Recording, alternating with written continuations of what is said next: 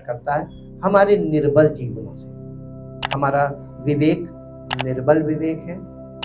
बहुत जल्दी कोई व्यक्ति हमको अपनी भावना से कैद कर लेता है, वल्नरेबल बोलते हैं। बहुत जल्दी से किसी की भावना में साझी हो जाना, आप उसको सपोर्ट करने लगते हैं बिकॉज ऑफ योर फीलिंग्स। ये भावना जो है ना, ये भावना हमारे अंदर एक चित्र होता है, हमारे अंदर एक माइंड में एक परसेप्शन होता है, दैट इज कॉल्ड भावना। ये बहुत मुश्किल काम है, इसको पूरी तरीके से डिफाइन करना। डिफाइन तो किया जा सकता है लेकिन अंडरस्टैंड नहीं किया जा सकता। इसको पार्ट्स में ही अंडरस्टैंड किया जा सकता, तब टोटल डेफिनेशन हमारे जीवन में लागू होती है। आज मैं आपके सामने दो व्यक्ति दिखाऊंगा पुराने नियम में, और दोनों पवित्र आत्मा से भरे। एक को परमेश्वर ने सीज कर दिया। पुराने नियम में जो पवित्र आत्मा उतरता था, दैट इज द गिफ्ट या power of the Holy spirit. कहेंगे गिफ्ट नहीं कहेंगे, power of the Holy spirit. वो आता था फॉर स्पेशल पर्पस, कि वो व्यक्ति उस पर्पस को पूरा करे, परमेश्वर की इच्छा को पूरा करे। और वो पवित्र आत्मा, और नए नियम में परमेश्वर ने क्यों नए नियम में ऐसा रास्ता बनाया जो आज लोगों के लिए बहुत सरल तो नहीं है, हम कहेंगे बहुत कठिन है, लेकिन असंभव नहीं है। कठिन इसलिए है क्योंकि हमारे स्वभाव में पेगन रूट्स हैं। कल वाला अगर आपने सुना होगा, आज सवेरे अपडेट हुआ है, पेगन रूट्स। हमारा स्वभाव पेगन रूट्स से भरा हुआ है। ऐसा स्वभाव के बहुत जल्दी किसी भी चीज को एक्सेप्ट कर लेता है। बहुत ये वल्नरेबल स्टेज है हमारी स्वभाव की। इसको धीरे धीरे हम लोग छोटे छोटे टुकड़ों में समझ रहे हैं, ताकि हम अपने स्वभाव को पूरी तरीके से ये देखते जाएं कि हमारे स्वभाव में कहां तक झाड़ियां साफ हुई। क्योंकि परमेश्वर के वचन में लिखा हुआ है कि झाड़ियों में बीज मत बो। यानी परमेश्वर का वचन हमारे जीवन में, फिजिकल लाइफ में, यानी जैसे ही उसने बताया बीज बोने वाले के दृष्टांत में कि और पथरीली भूमि पर के वे हैं जो वचन को सुनते तो हैं और तुरंत आनंद से ग्रहण करते हैं। पहला पार्ट उनका बहुत सटीक होता है, लेकिन मालूम है जो लोग तुरंत एक्सेप्ट करते हैं, वहां पर एक क्वेश्चन मार्क लगा हुआ है। ये सेवक को मालूम होना चाहिए, लेकिन आजकल सेवकों को ये भी नहीं मालूम, वो धोखा खाते हैं सेवक भी। और वो जो फर्स्ट पार्ट होता है वही धोखे का होता है। और आगे आप उसमें पढ़ेंगे तो लिखा अपने में जड़ ना रखने के कारण वो थोड़े समय के बाद डिसबैलेंस हो जाते हैं, क्योंकि वो थोरो चीजों को पूरी तरीके से अपने जीवन में, अपने स्वभाव में पवित्र आत्मा का प्रभाव पूरी तरीके से काम करने नहीं देते। इसको कहते हैं फर्स्ट पार्ट। उसके बाद एक और लिखा झाड़ियों में के वे हैं वचन सुनते हैं, और दोनों चीजें साथ साथ बढ़ती है, वचन और झाड़ी। तो मालूम क्या होता है, झाड़ियां वचन को दबा देती है। समझिए, ये पेगन रूट्स की बात है। ये पेगन रूट्स कैसे हमारे जीवन में कार्य, मार्ग के किराने के वे हैं जो सुनते हैं, इधर से सुना इधर से निकाल दिया। ऐसे भी हैं 3 प्रकार के, तो आपको मिल गए पेगन रूट्स वाले। चौथे प्रकार के 100 में से आप उसका 4th पार्ट निकालिए। कितने लोग अच्छी भूमि पर के अच्छी भूमि पर के वे हैं जो वचन को सुन के अपने हृदय में समाये रहते हैं, वो भ्रमित नहीं होते। क्योंकि मसीही शिक्षा का जो भ्रमित है, यानी डिस्टॉर्ट किया गया है, ये 1st सेंचुरी चर्च से हो रहा है। बीच में इसीलिए गैप छोड़ा गया है। लोग मालूम इसको गैप को, क्योंकि आप शुरू से नहीं चलेंगे तो आप इस गैप के बाद 1st सेंचुरी चर्च ढूंढेंगे, नहीं मिलेगा। क्योंकि गैप के बाद हम लोग हैं जहां 1st सेंचुरी चर्च नहीं है, प्रेरित नहीं है। और प्रेरितों के, ऐसा नहीं है कि प्रेरित नहीं है, प्रेरित है। कहां है? प्रेरित के का जो चेला होगा उसके अंडर में लोगों को आना होगा। अब क्लियर हुआ ना? फाउंडेशन, मसीह की कलीसिया फाउंडेशन पे है। आज मैं उन 2 व्यक्तियों के विषय में बताऊंगा कि दोनों पवित्र आत्मा से थे। एक के जीवन में परमेश्वर बहुत नाराज हुआ और एक के जीवन में गलती दोनों ने की, लेकिन एक को माफी मिली, एक को नहीं मिली। क्यों? पवित्र आत्मा का अभिषेक कलीसिया में सब लोगों को होता है, लेकिन एज ए पर्सन नहीं होता है, एज ए गिफ्ट होता है। उसमें से अगर उस गिफ्ट में कोई साबित होता है, वही व्यक्ति आगे जाता है, और जो साबित नहीं होता वो पीछे हटा दिया जाता है। इसलिए कटनी छटनी हमने बताया था, साथ साथ चलती है। अंडरस्टैंड कीजिएगा। अब वो एप्लीकेबल पार्ट में हम लोग उतर गए हैं, और ये एप्लीकेबल पार्ट जो है ये बहुत सी चीजों को प्रकट करेगा व्यक्तियों में। मेरे साथ सबसे पहले एक पद निकालें जो आपको मिलेगा सबोपदेशक की पुस्तक, सबोपदेशक की पुस्तक, उसका 12 अध्याय, the book of Ecclesiastes in English, 12 अध्याय का 11 पद पढ़िए, पहले हिंदी में फिर इंग्लिश में। बुद्धिमानों के वचन कैसे होते हैं? बुद्धिमानों के वचन, अंकुश क्या होता है? अंकुश आपने आज देखा ही नहीं होगा। आज कहाँ हम लोग ऐसे वर्ल्ड में हैं जहां अंकुश नहीं चाहिए। अंकुश क्या चीज होती है?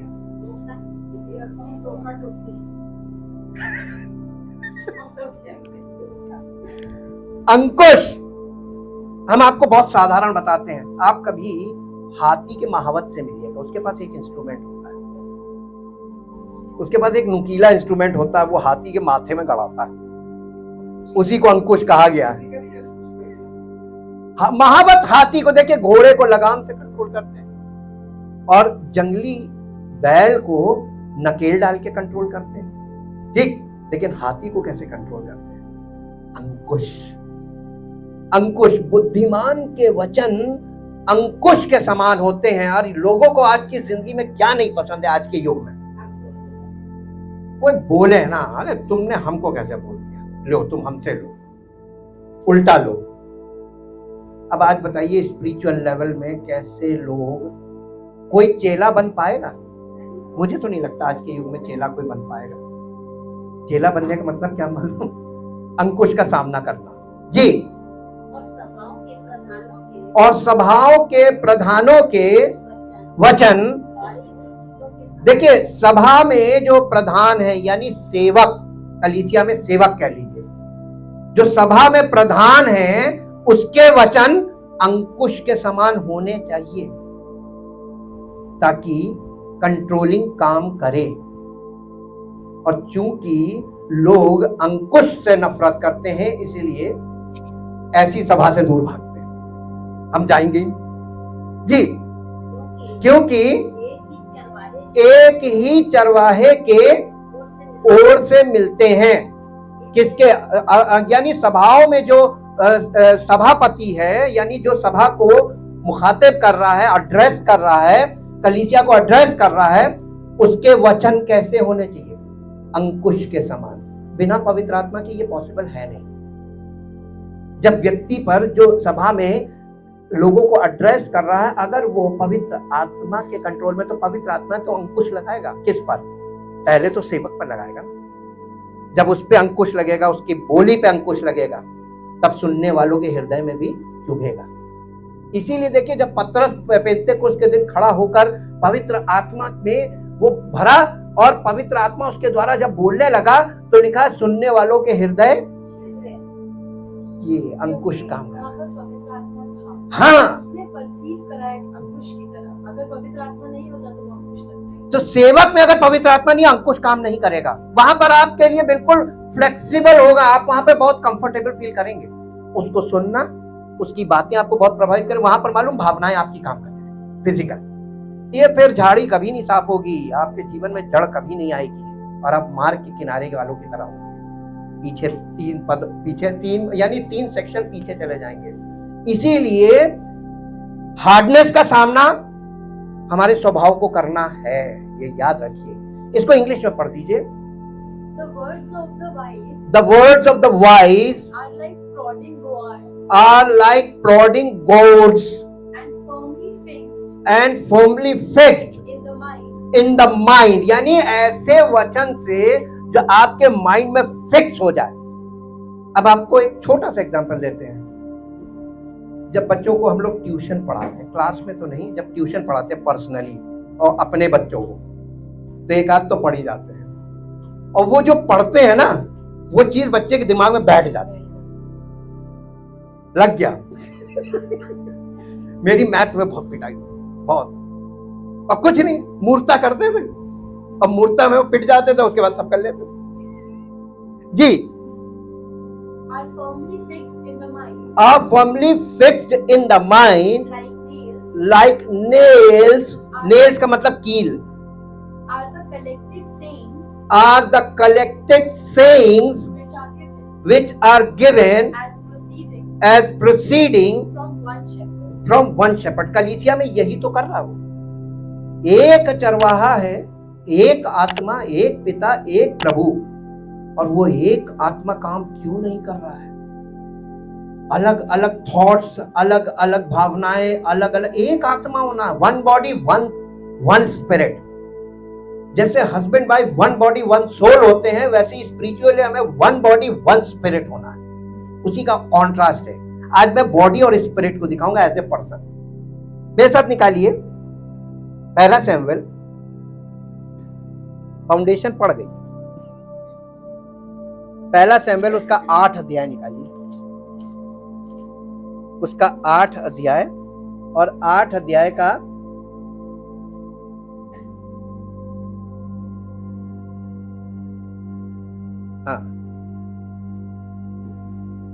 9 अध्याय का 2 पद पढ़िए। पहला सैमुएल 9 अध्याय 2 पद। उसके शाऊल नाम एक जवान पुत्र था जो सुंदर था। देखिए, बहुत ध्यान दीजिएगा उसका चित्रण। वो सुंदर था और इजराइलियों में कोई उससे बढ़कर सुंदर था, यानी सबसे ज्यादा सुंदर था जी। वो इतना लंबा था कि दूसरे लोग उसके कंधे तक आते थे, यानी सबसे वो 6 इंच ऊपर था, यानी सबसे लंबा व्यक्ति, सबसे सुंदर व्यक्ति। उसको पवित्र आत्मा के द्वारा परमेश्वर ने अभिषेक होने दिया। वो लोगों का चुनाव था, पब्लिक सिलेक्शन। लोग चाह रहे थे कि ये बन जाए, क्योंकि मालूम है दो रीजन थे उसके बनने के। एक तो वो सब लोगों में सबसे ज्यादा सुंदर था, और दूसरा सबसे ज्यादा लंबा था, उसकी बराबर कद और उसकी सुंदरता। ये 2 रीजन थे कि लोगों ने उसको पसंद किया, और परमेश्वर ने सैमुएल को अलाउ किया कि जाओ इसका अभिषेक कर दो, यानी पवित्र आत्मा से अभिषेक कर दो। तेल डाला, राजा का अभिषेक का मतलब पवित्र आत्मा उसके ऊपर आ गया, और परमेश्वर उस व्यक्ति से प्रसन्न नहीं हुआ। क्यों?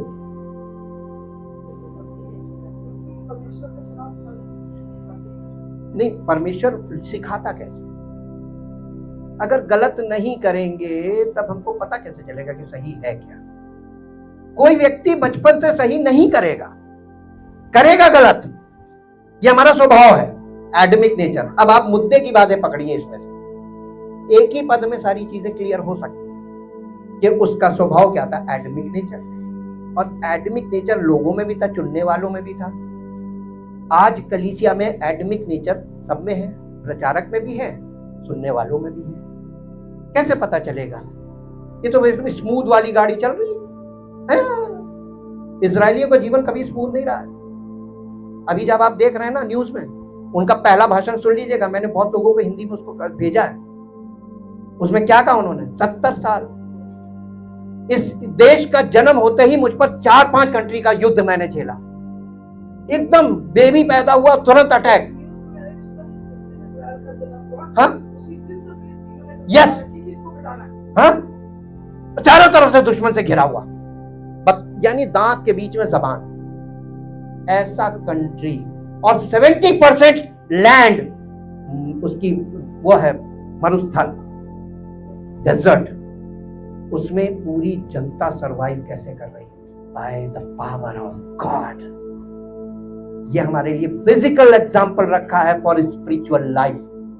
ये होती है स्पिरिचुअल लाइफ। स्पिरिचुअल लाइफ कभी भी स्मूथ होनी ही नहीं चाहिए, और स्मूथ है तो फिजिकल स्पिरिचुअल लाइफ है ही नहीं।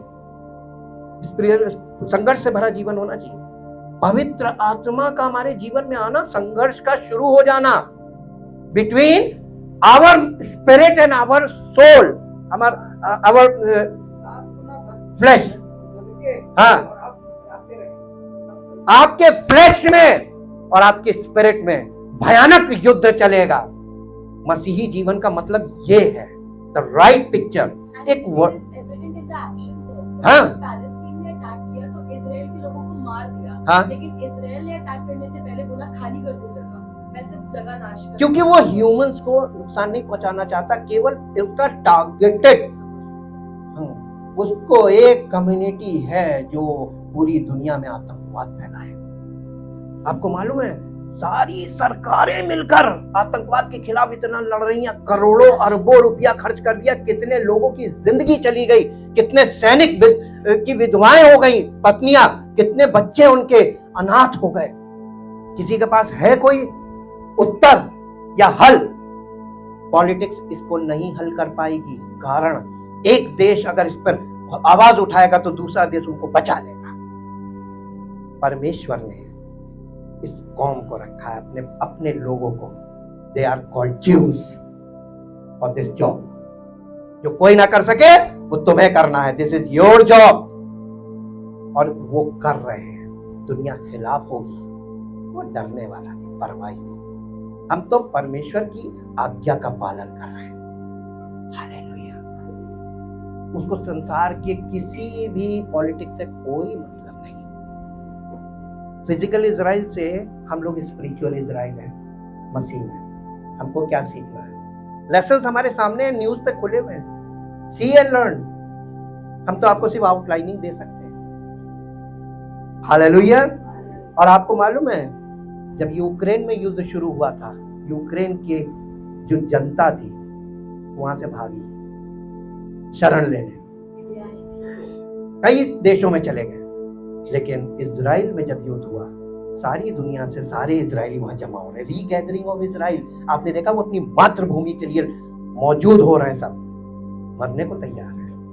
क्या लड़की क्या बच्चे, और पूरा देश, जब पूरी दुनिया में लोग हथियार बना रहे थे, वो अपने देश के सब नागरिकों को सैनिक बना रहा था।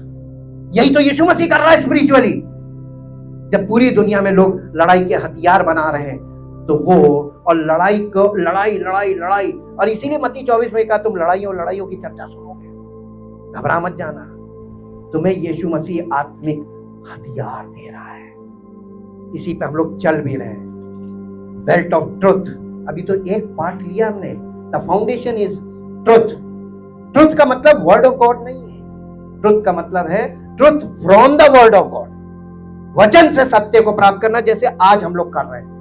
हम लोगों ने ये देखा कि उसको परमेश्वर ने अभिषेक होने दिया, लेकिन परमेश्वर ने उसको खुद नहीं चुना था। हम मनुष्यों का चुनाव और परमेश्वर का चुनाव। परमेश्वर ये सिखाना मांग रहा था कि पवित्र आत्मा दो प्रकार के लोगों पे आ सकता है, फिजिकल पे भी, फिजिकल यानी माइंड ऑफ द फ्लैश पे भी, और माइंड ऑफ द स्पिरिट पे। लेकिन किस पर सफल बैठेगा? आजकल के मसीही लोगों को, कलीसियाओं को, सेवकों को, सबको ये पिक्चर देखनी चाहिए ओल्ड टेस्टमेंट में जाके। ये बिना पवित्र आत्मा के पॉसिबल है। अब मेरे साथ जल्दी से आइए 16 अध्याय में, पहला शमूएल 16 अध्याय। उसका राज्य का उदय और राज्य का अस्त हो गया 1-2 चैप्टर में, 8 से 15 के बीच सब खत्म हो गया जी। 16 अध्याय, पहला शमूएल 16 अध्याय मिला? पहले पद से पढ़िए। और यहोवा ने शमूएल से कहा, मैंने शाऊल को इज़राइल पर राज्य करने के लिए तुच्छ जाना है, तू कब तक उसके विषय विलाप करता रहेगा? अपने सींग में तेल भर और चल। अभिषेक कभी भी आपने बैठे बैठे नहीं देखा होगा। जब उसने शाऊल का भी अभिषेक किया था, दोनों साथ चल रहे थे। अभिषेक चलने से मिलता है।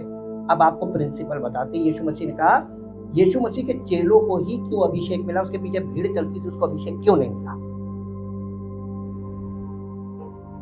Point to be noted. ये चीज आप अध्ययन करके देखिए। भीड़ उसके पीछे चलती थी, लेकिन कभी अभिषेक नहीं मिला। वो चेले उसकी हर बात पर समझने के लिए उसके पास जाते थे अकेले और उससे प्रश्न करते थे, उसको समझते थे और उससे विवाद नहीं करते थे, बल्कि उसकी बातों को एक्सेप्ट करते थे। बुद्धिमानों के वचन अंकुश के समान होते हैं और वो कील की नहीं दिमाग में गड़ जाते। वो यीशु मसीह अपनी शिक्षा देता था, चेलों में जैसे कील ठोक दी उसने, वो बातें सब बैठ गई। अब आपको मालूम चला कि जब पवित्र आत्मा आया तो चेले जो थे वो डिसाइपल से अपोस्टल हो गए। अपोस्टल का मतलब होता है सेंट बाय, यानी भेजे गए। डिसाइपल्स को जब उसने भेजा संसार में, they are called apostles. Every disciple, every apostle is a disciple, but every disciple is not apostle. हर जो डिसाइपल है यीशु मसीह का चेला, हर प्रेरित जो है वो चेला है, लेकिन हर चेला प्रेरित नहीं। प्रेरित अलग, चेले अलग। यानी प्रेरित वो हैं जिन्हें कलीसिया में उसने कलीसिया के लोगों को चेला बनाने के लिए और चेला बने रहने के लिए और सुरक्षित बने रहने के लिए बस रखा है। ये दो पार्ट हो जाते हैं। अब यहां पर हम देखते हैं कि सैमुएल को डांट पड़ रही है और सैमुएल को फिर से परमेश्वर कह रहा है, तू सींग का तेल ले अपना चल। मसीह जीवन में रुकना नहीं है, बहुत आएंगे, बहुत जाएंगे, और जो बने रहेंगे परमेश्वर उन्हीं के द्वारा अपनी महिमा करने का वजह थोड़े। इजराइल कितना बड़ा कंट्री है, उनको डर नहीं है, उन्हें मालूम है हमारा परमेश्वर, थोड़े जो बचेंगे वो ही बहुत है। जी, मैं तुझको बैतलहमी यिशै के पास भेजता हूं, क्योंकि मैंने उसके पुत्रों में से एक को राजा होने के लिए चुना है। यह परमेश्वर ने इंफॉर्मेशन दी सैमुएल को। तो सैमुएल को यह पूछना चाहिए था कौन सा वाला, पहले बता दो है? उन्होंने नहीं पूछा। Never question. जब पवित्र आत्मा की आप आवाज सुनते हैं तो आप ये उल्टा क्वेश्चन मत कीजिएगा, मेरे ही साथ क्यों हो रहा? अक्सर विश्वासी लोग कहते हैं ना, मेरे ही साथ क्यों। हाँ, कभी मत कहना। तुमको स्पेशल उद्देश्य के लिए चुनेगा, तुम्हारे साथ वो होगा जो किसी के साथ नहीं हो रहा है। नहीं होगा जी। सैमुएल बोला मैं कैसे जा सकता, क्यों कर का मतलब मैं कैसे जा सकता हूं। कारण सुनिएगा, रीजन क्यों मना कर रहा, मैं कैसे जा सकता हूं अगर शाऊल सुन लेगा। अब एक बात बताइए, ये बात उसने क्यों बोली? हम देखें आपकी इंटेलिजेंस कितनी काम करती है। पढ़ते तो सब हैं, इसको समझने के लिए पवित्र आत्मा की सहायता चाहिए। क्यों उसने ये बात बोली? नहीं, एक ही राज्य में दो राजा कैसे हो सकते?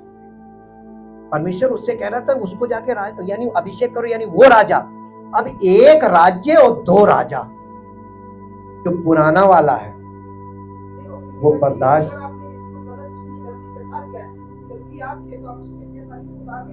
हाँ, राजा को देखिए, वो इलेक्शन टाइम नहीं कि 5 साल बाद हटा दो, चुनाव नहीं है, डेमोक्रेटिक सिस्टम नहीं है, किंगडम है। अब आप आइए अपनी लाइफ में, हमारा जीवन, हम जब मसीह में आते हैं, पहले से शाऊल है किंग, हम अपनी मर्जी के मालिक। उसी में पवित्र आत्मा, हमारी आत्मा पवित्र आत्मा के द्वारा जन्म ले लेती है। एक राजा का उदय हो गया, क्योंकि हमारी आत्मा भी राजा है और हमारा शरीर भी राजा है, बीच में है मन। अब ये बताइए, मन की दशा दो फाड़ होगा। ये आ गया पेगन रूट्स वाला मामला। अब समझ में आया? एक राज्य दो राजा, एक विश्वासी अकेला, उसका शरीर और उसकी आत्मा दो राजा, और मन जो है वो समझ लीजिए बैटल ग्राउंड है। क्या चलता है वचन सुनते समय? नहीं, आप गलत व्यक्ति को सुनने लगेंगे ना, आपका physical flash, mind of the flash बहुत जल्दी अट्रैक्ट होकर उधर कंफर्टेबल हो जाएगा। ये सही, क्योंकि आपके माइंड में जो पेगन रूट्स है ना, उसके कारण deception, we are vulnerable for the deception. इसीलिए लिखा हुआ बाइबल में कि हृदय जो है वो धोखा देने वाला है, वहां पेगन रूट्स है।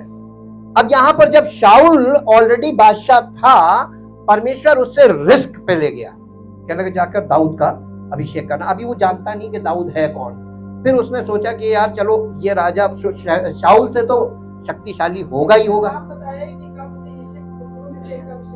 नहीं, एक अजम्पशन है, उसने सोचा होगा कि मैं, परमेश्वर ने कहा तो मैं जाऊंगा तो अभिषेक भी करूंगा, और उसके माइंड में एक पिक्चर चल रही होगी कि हो सकता है शाऊल से ज्यादा पावरफुल हो तो मैं बच जाऊंगा।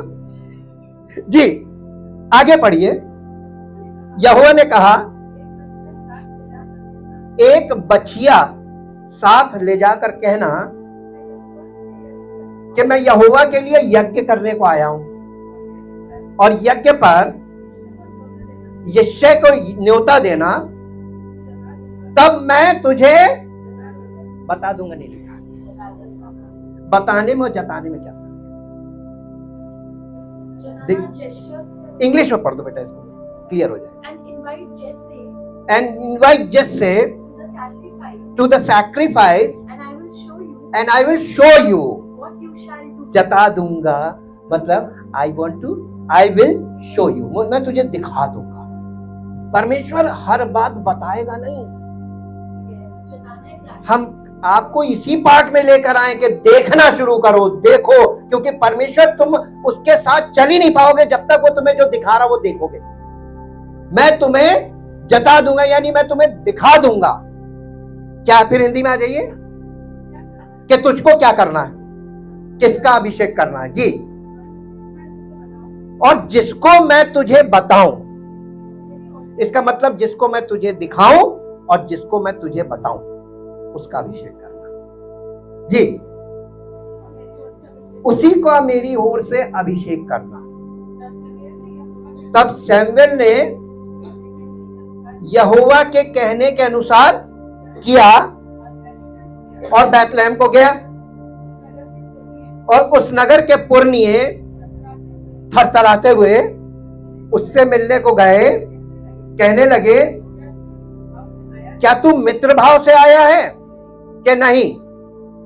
उसने कहा हां, मित्र भाव से आया हूं, मैं यहोवा के लिए यज्ञ करने को आया हूं। तुम अपने अपने आप को पवित्र करके मेरे साथ यज्ञ में आओ।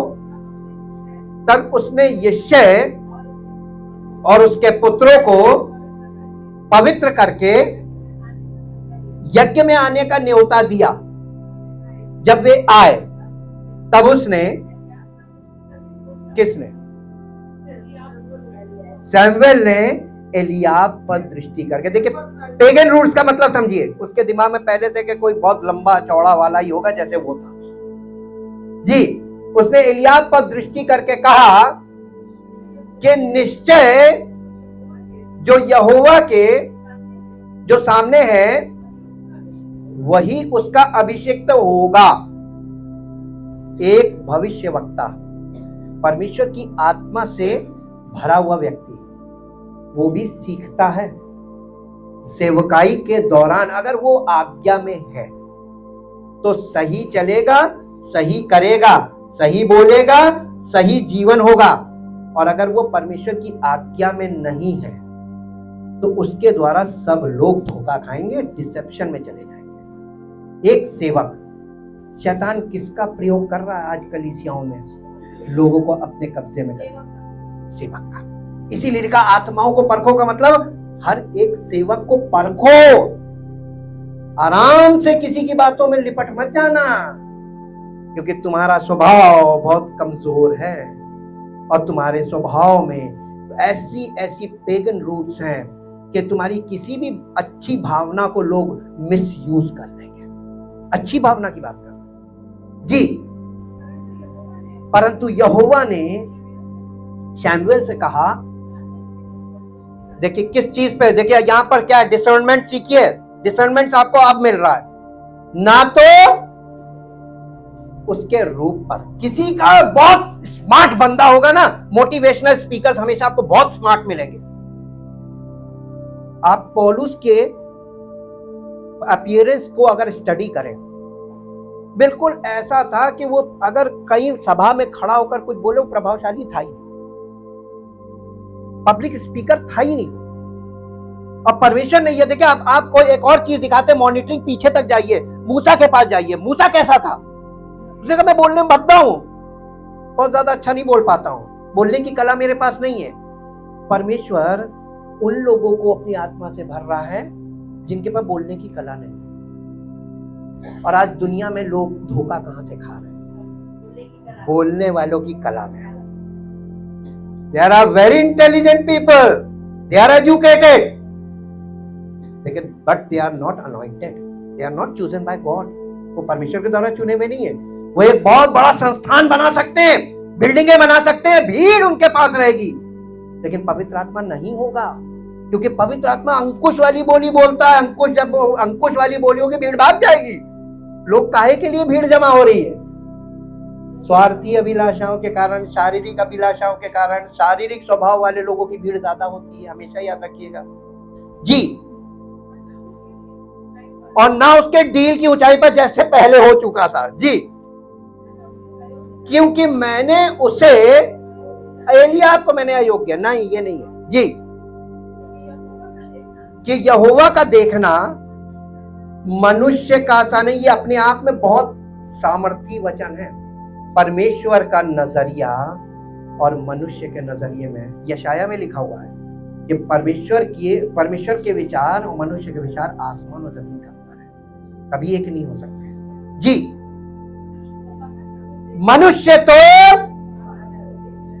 और जो लोग बाहरी रूप देखते हैं वो वही जाना पसंद करते हैं जहां पे बड़ा सिस्टम होता है, लेकिन बुद्धिमान है वो लोग जो परमेश्वर की इच्छा के अनुसार उसके नजर से देखते हैं। जो परमेश्वर दिखा रहा वो देखो जी। परंतु यहोवा की दृष्टि मन पर रहती है। मन ही तो धोखेबाज है, मन में ही सारी समस्या है। आगे, तब यिशै ने अमीनादाब को बुलाकर शमूएल के सामने भेजा और उससे कहा, शमूएल ने कहा इसको भी नहीं चुना। फिर यिशै ने शम्मा को सामने भेजा और उसने कहा यहोवा ने इसको भी नहीं चुना। हाँ, यूं ही यिशै ने अपने 7 पुत्रों को शमूएल के सामने भेजा। 7 number is the number of perfection, यानी जितने बच्चे थे सबको भेज दिया जी। और शमूएल यिशै से कहता गया यहोवा ने इन्हें नहीं चुना। लियो, अब तो रिजल्ट 0 हो गया। जितने स्टूडेंट आए, सिलेक्शन एक का भी नहीं हुआ, सब और भीड़ खत्म जी। तब शमूएल ने यिशै से कहा क्या सब लड़के आ गए? वो बोला नहीं। कौन रह गया? लाहौरा का मतलब समझते हैं? सबसे छोटा। अरे अभी बहुत छोटा है वो, उसको कहां लाते हैं? यहां यज्ञ में अक्सर लोग कलीसिया में बच्चों को नहीं लाते। हाँ, वो बच्चा है, कलीसिया में बच्चों को नहीं लाते। हाँ, बच्चा है तो बच्चा है, तुझे कलीसिया समझ में आएगा, वहां शैतानी करेगा जी। और वो तो भेड़ बकरियों को उसको हमने काम दे दिया, होमवर्क वो अपना कर रहा है जी।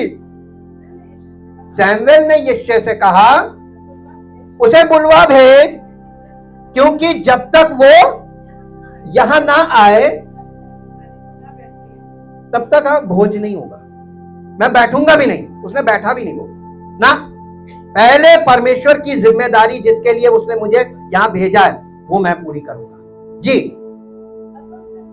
तब वो उसे बुलाकर भीतर ले आया। उसके तो लाली झलकती थी और उसकी आंखें सुंदर और उसका रूप सुडौल था।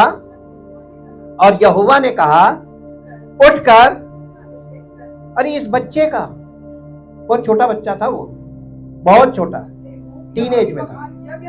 हाँ हाँ, बहुत अंतर, डील डॉल में बहुत अंतर।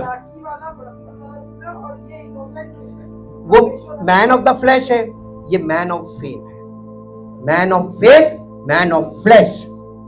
और इसको परमेश्वर ने कहा यही है, इसको अभिषेक कर दे, और उसने उसको अभिषेक कर दिया उसके सब बड़े भाइयों के बीच में। कितना बुरा लगा होगा बड़े भाइयों, ये हम पर राज्य करेगा, भेड़ बकरी चराता।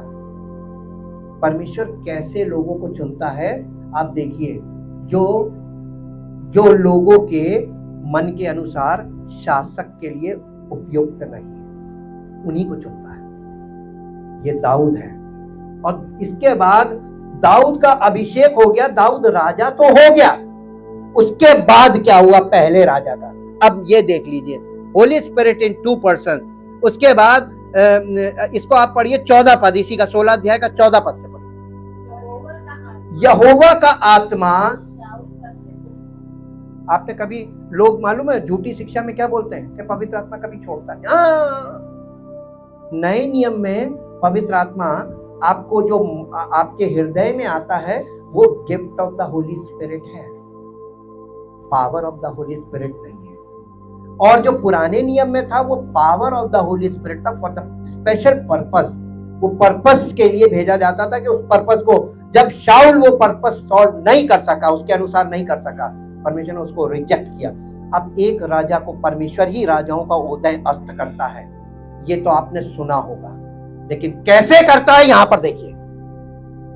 एक राजा को अयोग्य करना, घोषित करना, और दूसरे, आपको मालूम है ये डेमोक्रेटिक सिस्टम नहीं, बार बार बता रहे, उसमें 5 साल बाद चुनाव आता है, पब्लिक को लुभा ले जाए उसका। कलीसियाओं में यही तो चल रहा है, डेमोक्रेटिक सिस्टम चल रहा है, जो पब्लिक को लुभा ले जाए उसकी पब्लिक, यही तो चल रहा है। मिनिस्ट्री में ये चल रहा है, जिसके पास जितने ज्यादा वो सोचता हम सबसे बड़े राजा। लेकिन आपको यीशु मसीह के बारे में जाके देखना पड़ेगा, वो राजाओं का राजा है, उसने इस पृथ्वी पर आकर कितनी प्राणों को जीता था। ओनली 27,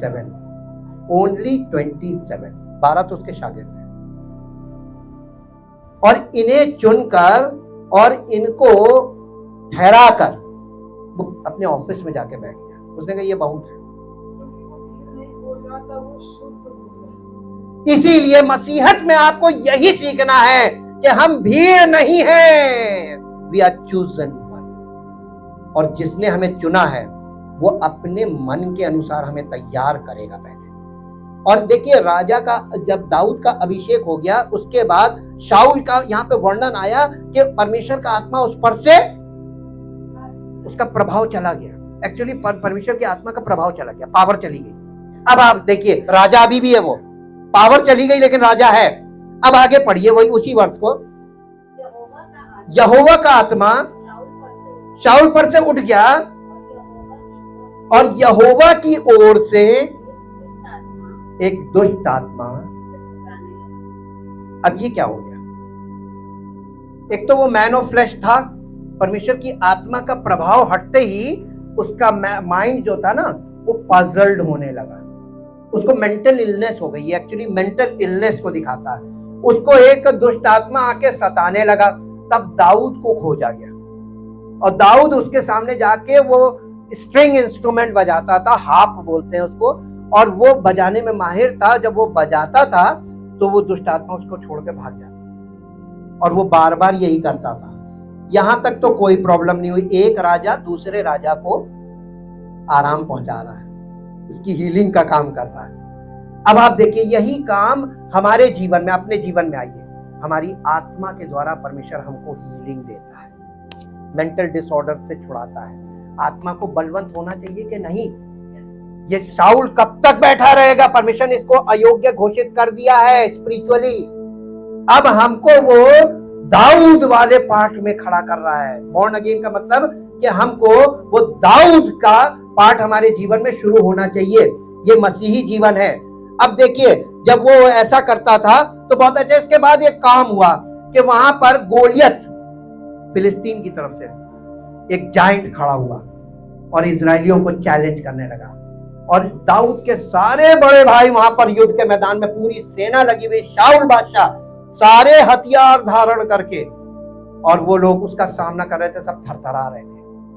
और दाऊद को उसके पापा ने कहा, जाओ अपने भाइयों को जाके हालचाल लेके आओ युद्ध के मैदान में और उनको ये भोजन दे देना। ये चला गया और जाकर भोजन लेके गया। भोजन एक जगह रखा, एक वहां पे एक सामान जमा करने वाला था, उसके पास सामान रखा और वो आगे गया। उसने अपने भाइयों का हालचाल लिया तो वो चैलेंज कर रहा था, वो इसको गुस्सा आ गई। और ये बच्चा था, इसने कहा ये कैसे, ये परमेश्वर के लोगों को कैसे चैलेंज कर रहा है। अब इसको जब वो शाऊल को लोगों ने बताया कि दाऊद कह रहा मुझे भेज दो, मैं लड़ लूंगा अकेले।